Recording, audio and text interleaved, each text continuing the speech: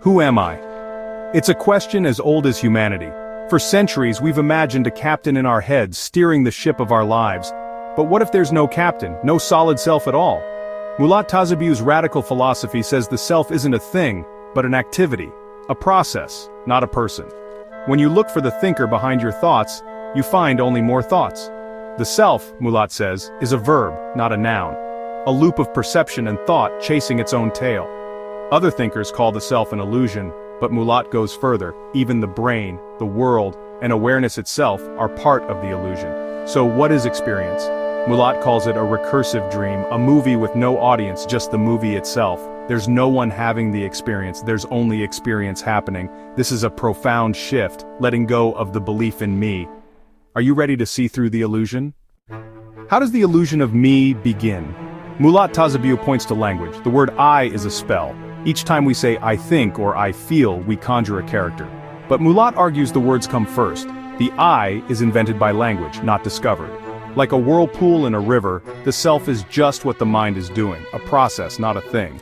We build stories around this I, but it's a ghost summoned by grammar.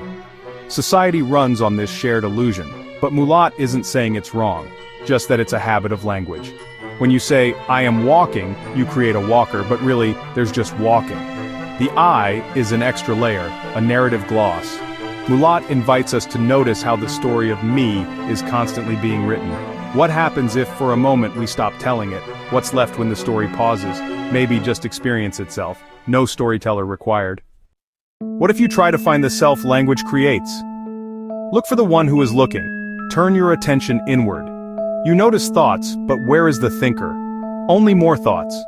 The search for the self is a loop, a recursive collapse. Like trying to see your own eyes without a mirror, you can't find the looker. The act of searching is just another thought, another feeling. The system tries to observe itself, but can't step outside itself. You look for a center, but find only experience. Sensations, sounds, colors, thoughts. There is no center, no one behind the curtain. The sense of being a looker is created by looking. The sense of being a thinker, by thinking. When you find nothing, you're not failing. You're seeing the illusion. This can be disorienting, but it's the doorway to a new kind of freedom.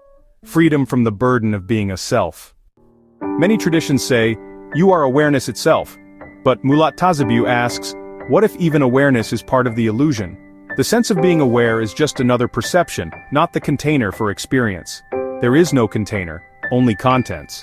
Seeing a red apple, you notice red, roundness, and the feeling, I am aware. Mulat says awareness and perception arise together. Neither is more fundamental. The idea of awareness as the screen for life's movie is the mind's final trick.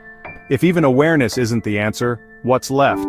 Nothing, and everything. There is seeing, but no seer, hearing, but no hearer.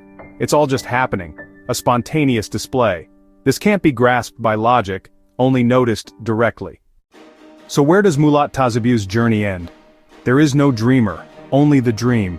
Every thought, sight, and feeling is a dream happening to no one. This isn't nihilism, it's liberation. Imagine dropping the burden of defending a fictional self. The story continues, but you're not trapped as the main character. You are the whole story, the dream itself. There is no center, no core you. Just this moment, this mysterious happening. A cosmic dance without a dancer, a symphony without a conductor. The cosmos unfolds, and you are not in it. You are it.